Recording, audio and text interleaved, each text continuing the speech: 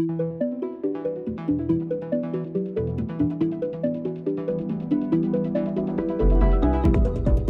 Besa Luzi, and welcome to K2.0's podcast, Other Talking Points.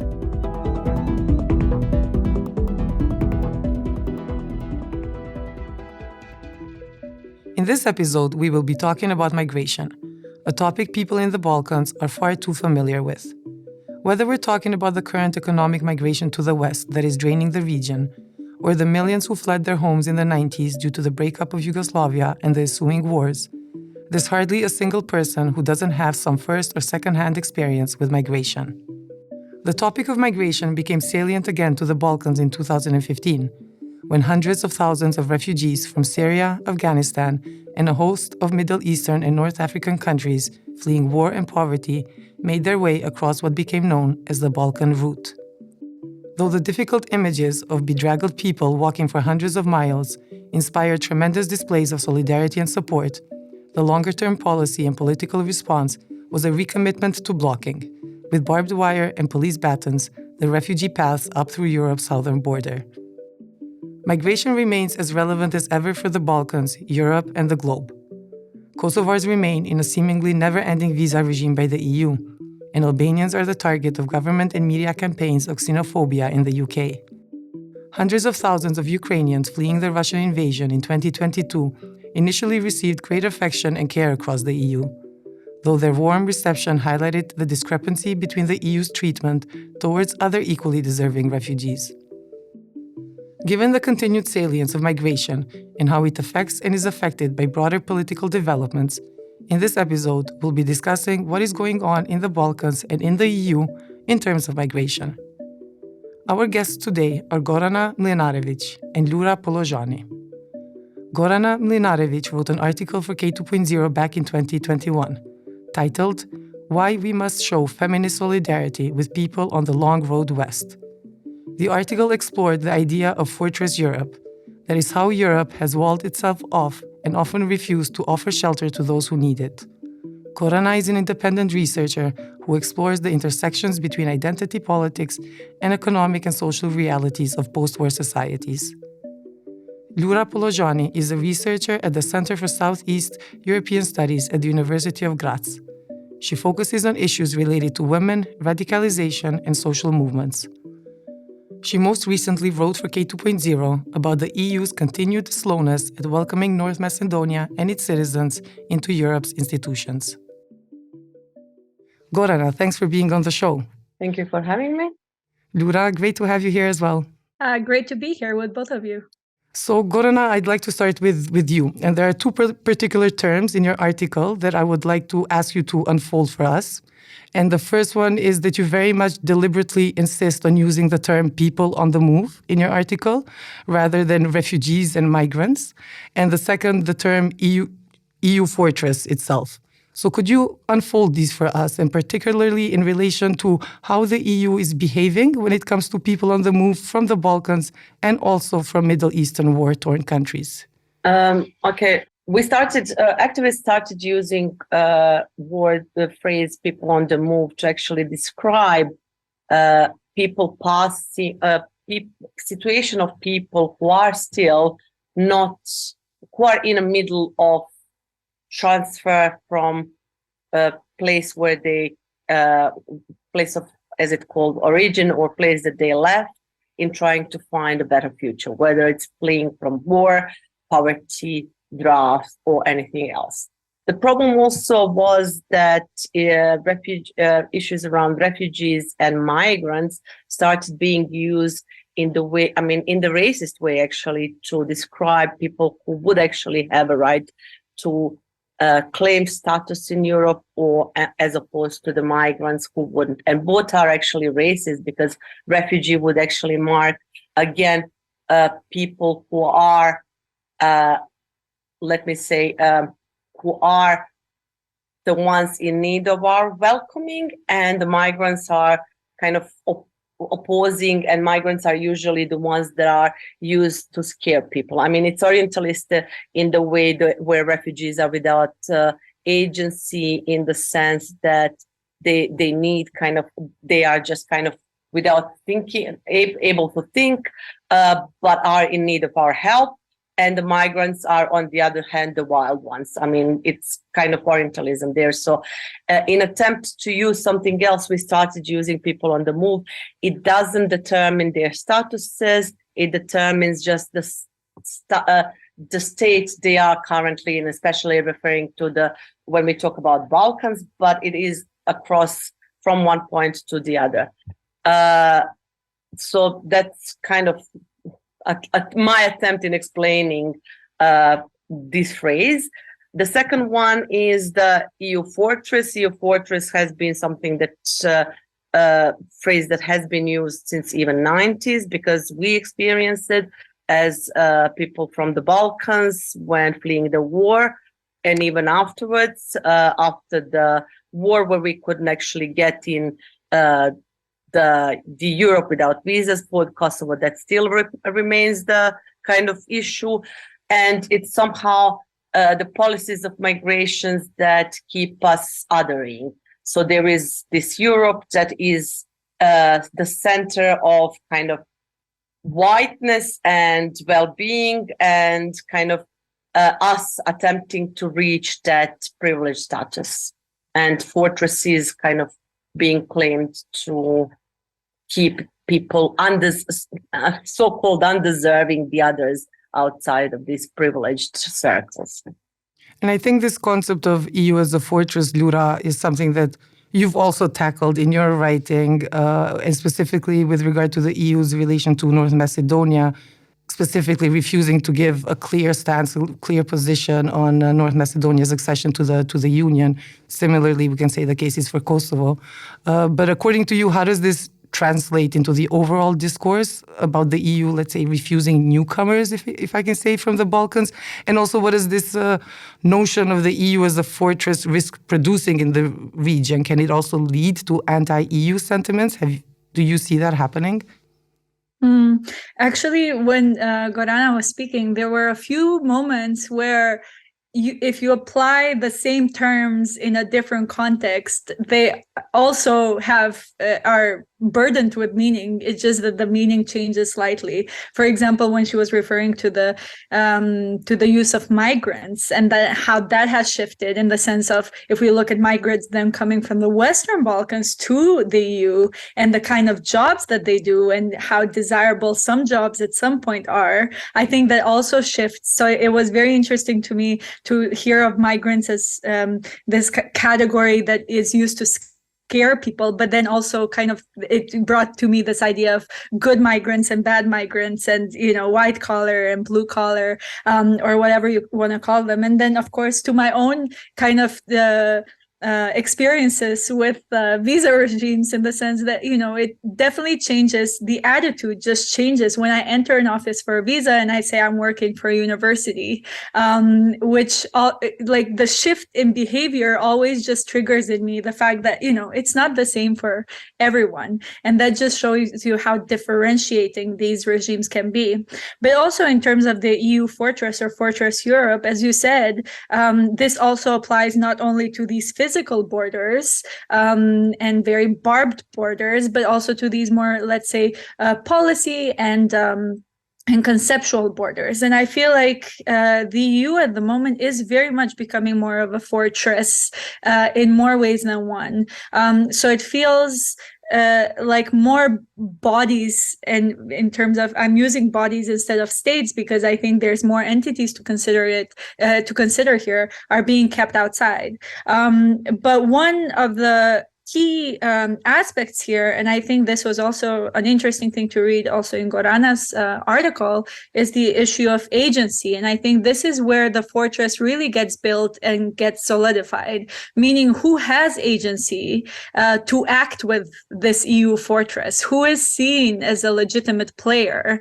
And I think this is the main issue when we talk about fortress EU not Europe, but fortress EU, in the sense that one is what Gorana spoke in her article about the agency of the people on the move themselves. But here I would also argue that the issue is also the agency of the countries in the Western Balkans and how much agency they have in sometimes setting their own quote unquote fates, meaning it's very often seen that, because the countries of the Western Balkans want to be seen as a good player, they will go along with policies, for example, specifically on migration, that, don't involve any national deliberation, but they're seen as a way to, let's say, make ourselves look pretty and make ourselves look like we respect EU rules. So, we basically lose agency and we defer that agency to EU institutions where we don't belong in the formal sense. So we don't get any say in how these rules are being made, but then we are the ones who are applying them. And this kind of erosion of agency in many of these policy areas is one of the dangers that we really face. And one of the things that kind of, as I said earlier, solidifies these fortress concepts of the EU. Now, I saw Gorana was nodding at something, so I'll see if, yeah. You want to connect, Gorana, because you tackle this a lot in your article, and also to say you yourself were very much, even like back into leading up to 2015, you were very much involved in the different initiatives and organizing that was happening amongst groups of networks of activists in our region, helping out with people on the move. And so you have that experience from the ground, but also the knowledge of how these policies have been set in place, what Lura was talking about. Okay, I will first kind of just comment on the issues around the language. Yes, we kind of have good and bad migrants being white European, Eastern European, as the ones to clean the houses, and then the other migrants not being from the European continent coming to the European continent or Western Europe, being bad, scary migrants and not being solidified. But there is another thing that we kind of in these discussions keep kind of always forgetting, and that's the expats, because quite a lot of people from the West actually go somewhere else in those non-EU countries to work, but they are privileged in a sense that they are not even called migrants in that kind of bad word, but they are actually have a word for themselves, an expat where the patria or the state is only the affluent West country. I just want to kind of reflect on the discussion Laura actually started around agencies and how our countries of the Balkans are willing to kind of surrender the agencies with regards to the us becoming the police, or us being safeguarding the borders of EU from the people that are arriving. On one hand, we might kind of we are withdrawn out. I mean, and I hate using the word we, but countries that we are coming from or states are the ones that are withdrawn. The decision is made by instead of the government by the European Union or European Council and international organizations, in a sense that we get good points on the accession agreements or accession criteria with regards to reports, EU accession agreements, and kind of we get good points there. But we are actually becoming really bad, in a sense that we are becoming part of crimes against humanity, against people on the move, and we are accepting now the policy that Europe is going to be still EU is still going to be civilized, in a sense that all the people that do not regulate the status are going to be pushed back to the Balkan countries, and we are going to be forced to deport them. So we are going to suddenly be the bad guys as well. And again, I keep saying we, in a sense of just positionality, but not, I mean, refusing to be part of the government that my country kind of is represented by. I think, of course, both of you brought up also the issue of language that I think is so important. And when you were talking about expats, which I agree, I think another word there is this international, and you'll have a lot of times this word. And actually, international doesn't even exist as in that sense that somebody can be international. But we hear that a lot, and especially in Kosovo, we've heard it a lot since '99 and onwards in the state building process. And I do remember also back in 2015.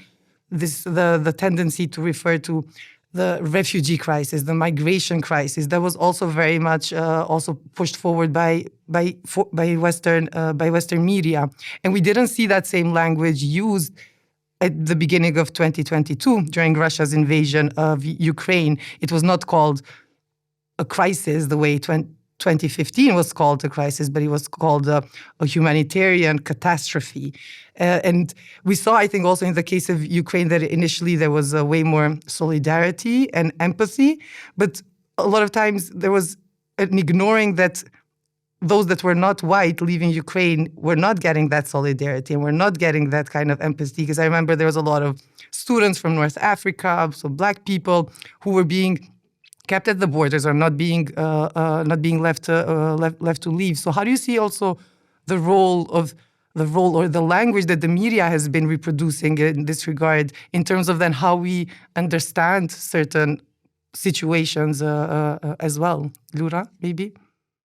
Yeah, I mean, the issue of language is of utmost importance, especially when we talk about the terms like refugee crisis, which was actually not used after it became a migrant crisis even. And then also what happened now in Ukraine, which should have also been the response to any of the other crises, right? More solidarity, more empathy. But I think the thing here is that I think here we come to maybe the crux of the issue, in the sense that, we often see migration and refugee regimes and citizenship regimes as these things that are floating in the air, but they're very much intertwined one with the other. And they really very much go into these bigger ideas of who the EU countries are, who they're supposed to represent, what values that they're supposed to have. And I think also Gorana, when she was speaking of the whiteness and the othering, this is basically the bigger story. This is the crux of the matter as to who is seen to belong and who is seen as having a space in these, having a place in these spaces. And I think that is the main issue, because then we not only are talking about the refugee crisis as this moment in time, because I think by calling it a crisis, we also somehow limited it to something that is temporally going to be gone away, which isn't the case, right? It's still there. People are still on the move. And I think, but it allows us to conceptually limit it when in fact it poses greater challenges, both about the citizenship. The idea of a refugee is, or even a migrant, is that they're going to go back. But we see countries, they come from countries where the systems keep falling apart, like Afghanistan. Would any woman want to go back to a country where she cannot be educated and she cannot work? Would Syria, now what happened with the earthquake, where would people go? So there's also this idea that, the fact that these people are on the move doesn't mean that they're always going to be on the move.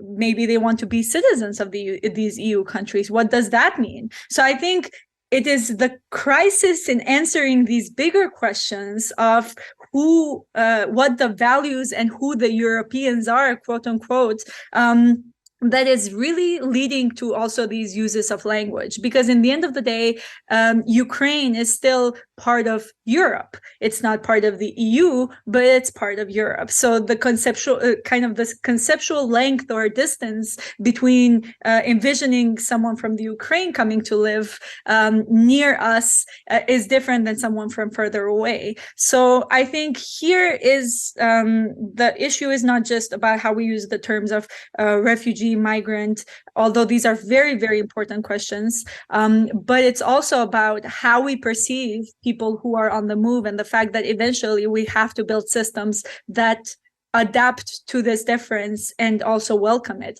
And so far, this hasn't been discussed.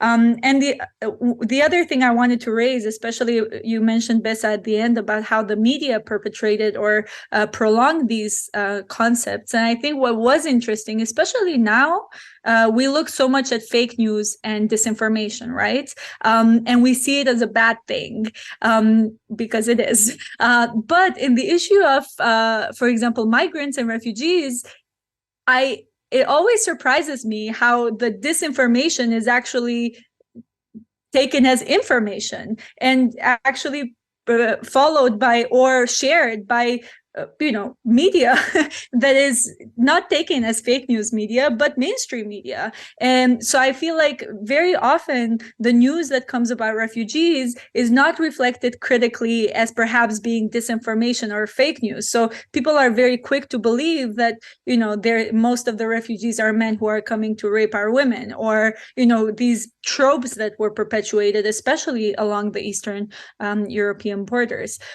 So in that sense, I do think that there's also a lack of critical reflection also of these terms like disinformation and what data and information is, and the fact that since the refugees don't have agency in these stories, which Gorana in her article highlights very, very well, then there's also less of a challenge to this disinformation being spread. And I think that's a very worrying trend that has continued, and it hasn't stopped ever since 2015.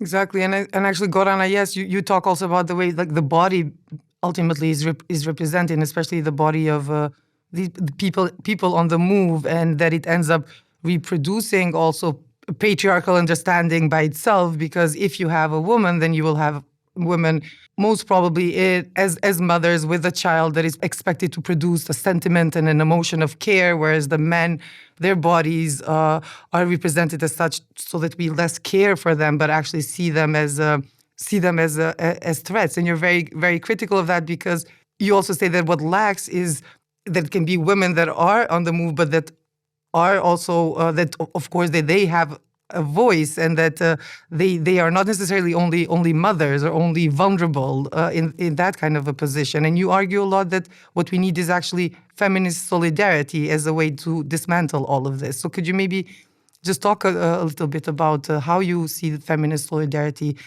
as the right, let's say, framework of talking about migration? It is a hard question, and I'm not kind of necessarily certain that I definitely know the answer to that, especially when we are still struggling to kind of think about solidarity in the terms of political solidarity, in the thing where we actually see, where we are thinking about creating a space in public to of not only representation of women, but speaking for themselves as well. And this is the case with women who are on the move, women who are walking thousands and thousands of kilometers, trying to find a better future. Sometimes the media actually creates them invisible when we need to kind of feel the threat by the men invading us to rape our women.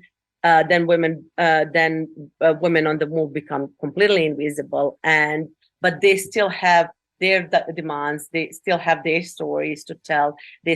So it's the question of being able to create a space for them to politically present. be political bodies, be political actors who demand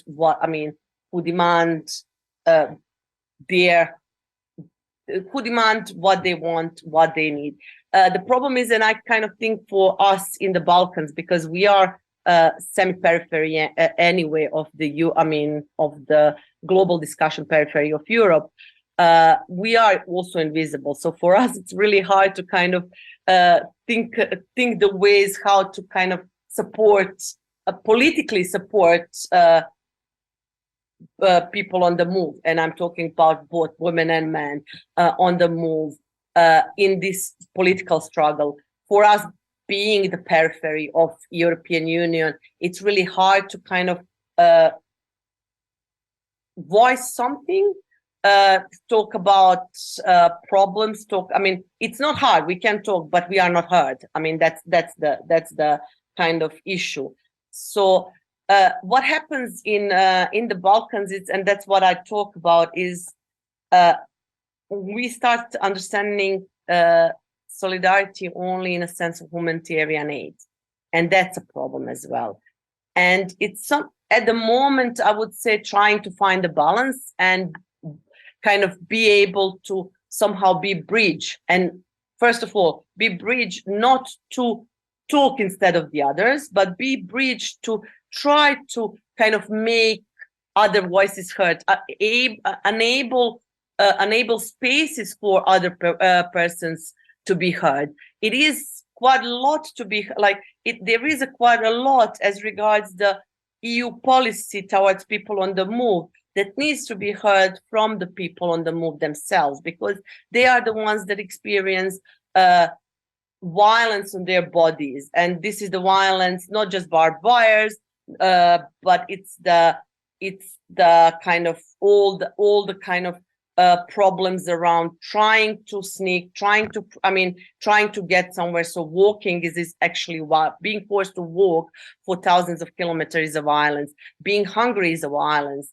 And all these other segments need to be kind of answered and talked about. But again, it's not me that should be talking about. I mean, yes, should be talking about it, but not in a way in the name of someone, and trying to create that space is really hard. I mean, in the Balkans, in that sense. I don't know whether I made sense. I made it more complicated. I'm afraid. No, it makes sense. And maybe just I'll follow up with you as an extension to this, because I think what you also do in your article is that you make this very important distinction between charity and solidarity.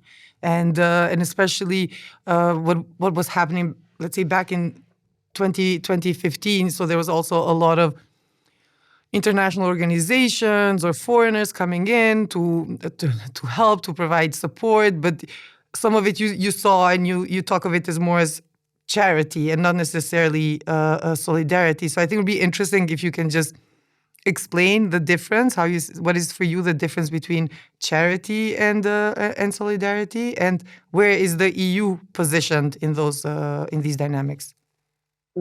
Well, I kind of think that it's easier for me to reflect on something we experience in Bosnia, and probably you will kind of reflect as well. You can reflect on Kosovo. It's this kind of unsolicited, I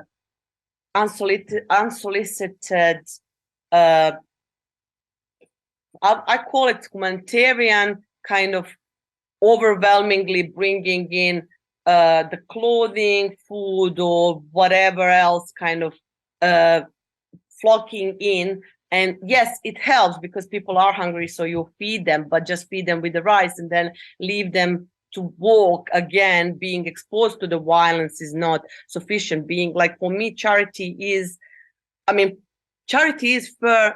for me, from the position of Bosnia and Herzegovina, from the experience from the 90s, charity is the good road for the new colonialism, or for the kind of hierarchical structure where I feel good to kind of giving someone something and then and then do not address the power positions. For us in Bosnia, it was kind of first humanitarian aid, but then political kind of decision making came afterwards, without actually questioning. And this political decision making instead of us has been ongoing for 30 years. When you mentioned internationals are still deciding in our name. So in that sense, it's so for me, that's when I started talking about solidarity. Solidarity is more political, two-way communication, or three-way communication in the sense of the people on the move, us from the Balkans and the European Union. Because we are affected as well, because we are in some way also subjects of these. I mean, we are part of the migrations as well, migration flows. We are still what the countries that are participating in migration. We must not forget that. in these kind of migrations that are going to the West for the better life, not the expat migrations, because so solidarity in that sense is a political action. Charity is only there is no political communication. There is no communication at all. It's only me giving you unsolicited aid, and by doing that, feeling more powerful, and still not recognizing your agency, and still giving my government power to decide instead of you. And this is kind of reflection on Bosnia, but also on the movement, because when Laura was actually talking about comparison between the treatment of Syrian refugees and because I'm actually intentionally talking 2015 Syrians and Afghani later on, and Ukrainian now, there is something else, because this form of the movement, migration, has been present in the Balkans since 90s. Passing, I mean, yes, we had wars, but people were passing also since 90s from the Middle East by the routes which were still safe for them, or unsafe, but kind of didn't connect the warring parts. And this was invisible. These were invisible people. People were invisible until 2015, when they, by the mass numbers, became visible. And by their agency, they were using their agency passing through. And they became visible. So it's only till 2015 when they became visible. And because of the news, of the kind of news of Syria war, and it was around the chemical attacks and everything else, that somehow there was media attention to it, and media attention with some form of positivity, if I may say. Yes, it did kind of create the attempts to help people. So there was, in 2015, there was a reaction of humanitarian aid flocking to the Greece islands and the Greece inland, similar as with the support to Ukrainians. So I would say 2015 saw similar reactions of support as towards Ukrainian refugees, but it was all within the framework of the refugees. Immediate shift, but EU, of course, and this is something I write in my article, is that EU started already channeling through people and controlling them, while at the same time kind of creating bigger borders. And the shift in narrative in media sort of shifted in migrants in 2016, and then this welcoming kind of was forgotten. Now with Ukrainians, we had similar reaction last year, but I'm not sure anymore that that's happening. That's what I kind of wanted. And it was more about us receiving the poor, no agency Ukrainian women and children. And it was more charitable work than actually political solidarity. And I mean, we see how the development around Ukraine is going on, that media is not allowed to kind of, at the moment all of us are taken agency to talk about war in Ukraine for different reasons. But it's only giving the space. Our charity and our kind of apoliticalness gave space for the governments to regroup and kind of just take over all the political discussions. And Lura, maybe to connect, thanks for that, Gorana, and maybe Lura, to connect, because North Macedonia was also an important part of the route that people passed through. I think Bosnia for sure, then also North Macedonia, because in Kosovo, not that much actually.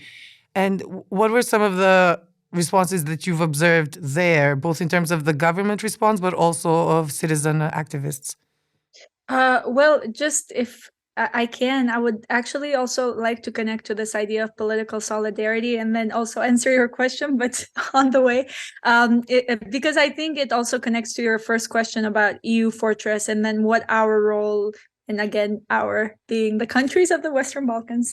But I think that's actually, let's do a mental exercise of how political solidarity would look from the side of these countries. So political solidarity has many levels, but let's look from the side of countries of the Western Balkans. And I think this is very interesting because if we look at our accession paths, for example, in the last few years, North Macedonia has been basically in a process together with Albania.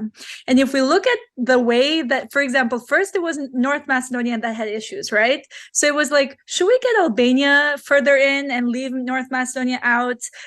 Or do we both go together? Do we win more if we push for both, or do we lose? And then Albania started creating problems, quote unquote. And then North Macedonia was like, should we drop Albania and then we continue on this road on our own? And this is just a kind of trivial example of how even when we talk about two countries in the same process, solidarity with one another wasn't always there. I think it was tested and tried, and sometimes they would be like, no, we should both be in.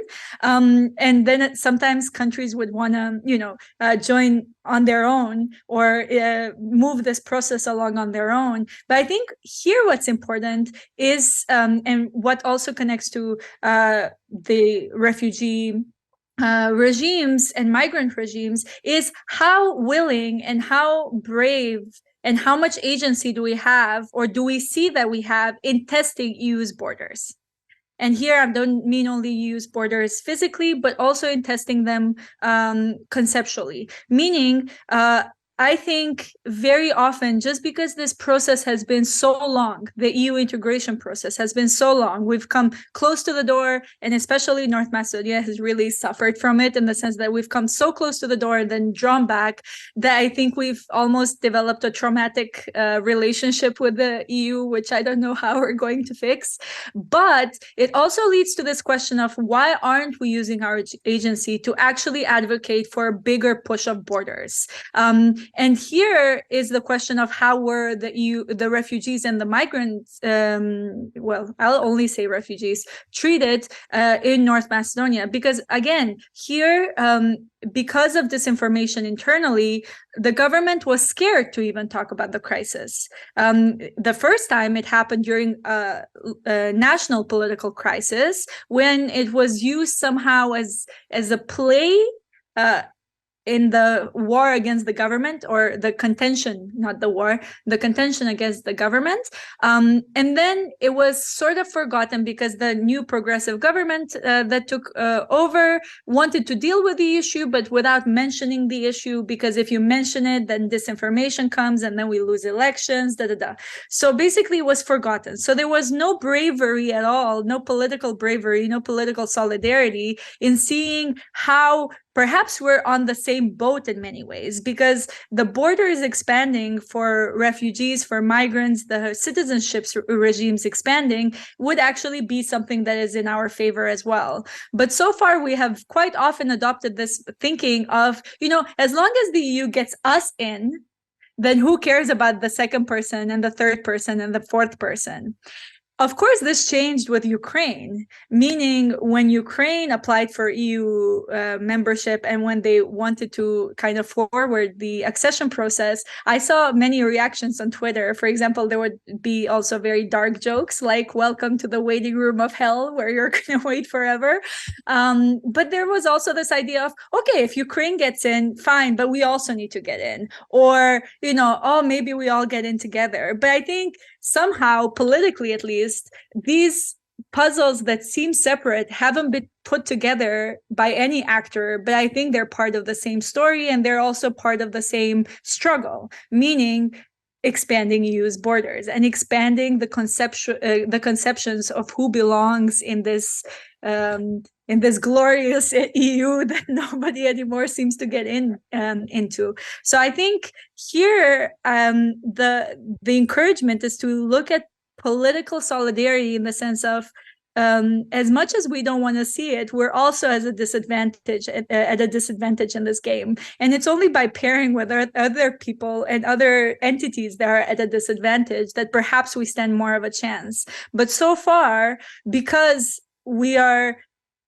really tired, I guess, you know how it is with activism, and sometimes you get so tired that in the end you're just, I give up, or you just focus on one game in town. But I think what we need, and I'm not seeing so much on the ground or in terms of political movements, is this expansion of solidarity to include, I'm not going to say all the oppressed people, because that just sounds like I'm ideologically moving to some other direction, but people on the outside, let's say, of the EU borders, both physically and conceptually, and how we can expand them together, because I think that's the big question, and that's also a question that affects us as citizens of countries, individual countries in the Western Balkans, but also us as people who are others living in the EU. So, for example, me right now living in Austria, what does that mean? And how do I belong here? And do I only belong as long as I have ABC, lighter color hair than lighter colored skin? So all of these questions, I think, go together, and very often this is missed. But I think it's the essence of this political form of solidarity. And could it be that also one of the reasons that there is a lack of this kind of political solidarity amongst the citizens and people of the region, it's also tied to who we have sometimes, who's leading our governments, because I think we also have to take them into into account, and the kind of political narratives they have been constructing and promoting over the past few years, because they also contribute to keeping tensions alive, very much to keeping ethnic divisions alive. And of course, there are a lot of activists that try to fight those and bypass. But let's say for society, for people in general, there's still so much unsolved in terms of our own past from the 90s. So if we pair this maybe with the EU's accession path, then it becomes more of a competition amongst the countries in the region rather than a process that we could all benefit from. And I think the case of Bosnia, I think for sure, with the kind of political, I don't know what to say tension, or there's a lot of unsolved issues within Bosnia itself, and there's heated political narratives all the time. Similarly, in the case between Kosovo and Serbia. So, how does all of this maybe Gorana fit within this discussion? So, I would first go back to something that Laura keeps mentioning and repeating, and that's the concept of citizenship. I really do think that that's something that needs to be revised in the context of the EU as such, but also within our own states. That's the first thing. The second thing is that when we talk about Bosnia, which is, and I started referencing it previously as well, talking about solidarity. Bosnia is defined, unfortunately, by specific understanding of war, because we are stuck with a peace agreement, and peace agreement in a sense that it creates our constitution and supports actually nationalism and such. Nationalism in our case really has developed to that sense that it became feudalism, and we now have like 3 fiefdoms that are ruled by specific families. That's how kind of we are at the moment. And to that end, also with the feudalism, colonialism is quite thriving, and we wouldn't actually exist without those. I mean, there is a claim that we wouldn't exist without those so-called international community representatives who also have the power to decide on ourselves. And it is kind of these 4 actors, or 2 actors, 3 feudalists with colonialists, make each other possible. And imagine how many different combinations there are between like 4 actors or 5 actors, because you can bring in Russia now. So that's one moment. And the second moment is when we have kind of people moving through Bosnia, and suddenly territory of Bosnia become important for preservation of power within the EU. And this is the question of raising of nationalism and fascism within the EU. And I mean, playing the cards there. Imagine how many additional, combinations you had. So we keep, there is kind of this situation in Bosnia. One day everyone is pro-movement. The other, second day everything is kind of, everyone is against. Or there are two groups kind of supporting decision on the borders. One group is complaining about it. Same with the accession to EU. And of course, EU plays around with these kind of notions in order to be able to have a dump where it can actually dump people that it considers unuseful for the Europe. And I don't know whether this makes sense, but at the moment, EU has no interest whatsoever to accept Bosnia into its club of prestigious club because EU cannot deport people because it has to pretend EU, that it's kind of still respects human rights. It cannot deport people back to the different authoritarian dictatorships or anything like that, even though we see the question around NATO accession of Sweden and Finland, that even that can be changed. But it needs somewhere close, and it needs accepting states that pretends to become and values EU kind of values to dump people in, and then we can do the dirty job. So I really do think at the moment the situation is that same as Ukraine is sometimes really seems as a geopolitics of kind of different interests, economic interests, and war in Ukraine sometimes, in addition to invasion, seems like Russian aggression seems like the playground of the different imperialisms. We are also useful for them, for that sense, and we can't be accepted in this club of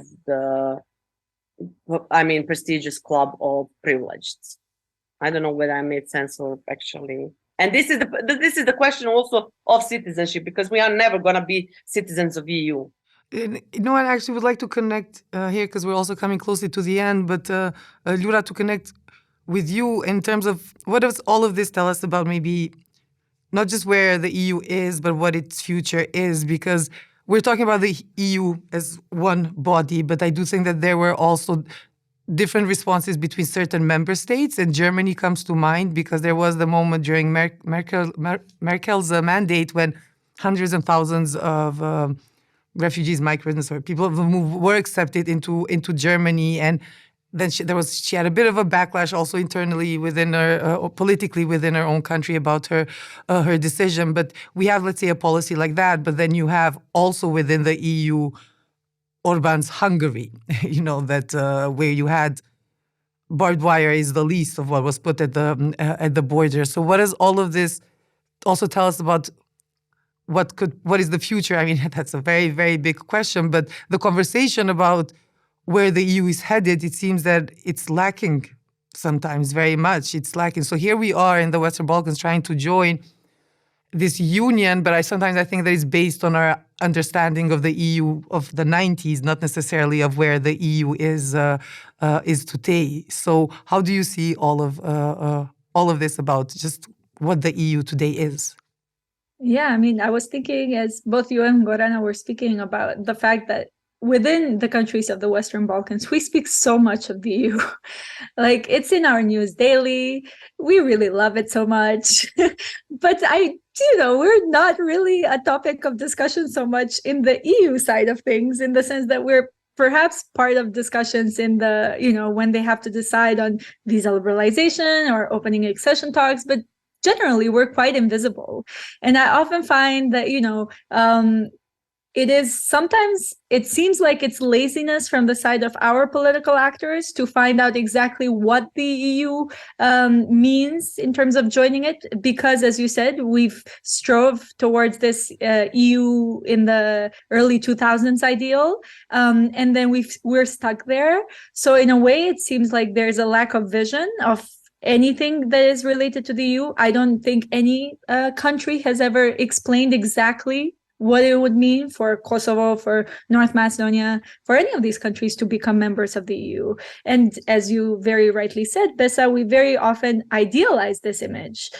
So what is the EU exactly, and what does it mean for us to be in there? And that's, I think, the most interesting mental exercise we can do. But I would encourage especially political leaders to do it. And I think one of the things that we seem to have in common with the EU in this regard is the lack of political leadership. So I don't feel like, for example, when you mentioned Merkel opening the borders, and then basically what we have seen ever since then is a response to policies like that. So some political parties understood that anti-immigration language works, that you can win elections by fear-mongering on migration.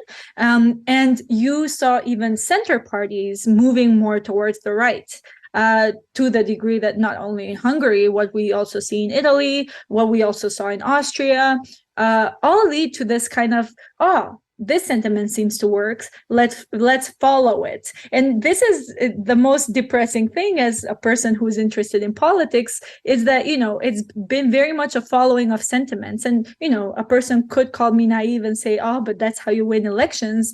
But also opinions can be made, and they can be remade, and they can be shaped, and we're not seeing much shaping, especially when it comes to migration narratives, and also more expansively when it comes to citizenship. So in that sense, and very often this is something that is discussed in the framework of where the EU is headed, and that's about democratic legitimacy.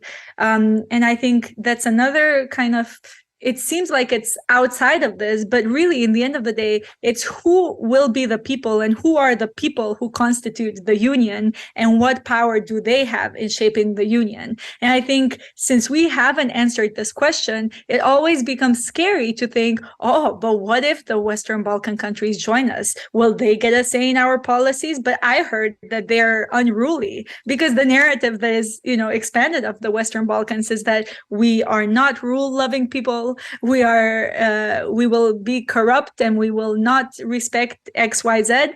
And this narrative obviously hasn't helped us in joining. So I think it's this idea that, if the Western Balkan countries, or God forbid Turkey joins, what does this mean in terms of changing the dynamics and the values that the union represents? So in short, if I can summarize my point, is that we need to see more leadership when it comes to policies. And we also need to see the inclusion of actors that the EU is very happy to keep in the loop, like the Western Balkans. When we're useful, we're very much used, and then we're not part of the conversations. When in fact, we have to be an integrated part of all of these conversations, whether it be about border, whether it be about, in the end, Gorana mentioned the issue of economy and the issue of economic development. All of these are intertwined. So hopefully we see more leadership from the side of the EU and from the leaders of the Western Balkans, which we're currently not seeing. We're following templates that were established in the early 2000s and have changed very slightly since. Yes, and then maybe I'll just add that for the end, to add to what you said, I think what is also important to see, it's also just more citizen voices that do not accept just by default structural systems that oppress, discriminate, and marginalize and other people. And I think that's also because also whether we're talking about migration or talking about the EU as a big structure itself, I think sometimes we need to have just more critical voices that don't accept necessarily the status quo as reality as such, but that say that there's other ways, not just to talk about issues, but other ways to also build a policy. And in this case, especially, I guess, with regard to migration. This was truly a lovely conversation. Thank you both for being on the show. Thank you. Thank you. Other Talking Points is a K2.0 podcast. You can listen to it regularly on our website, kosovo2.0.com, or by subscribing to Kosovo 2.0 on Spotify.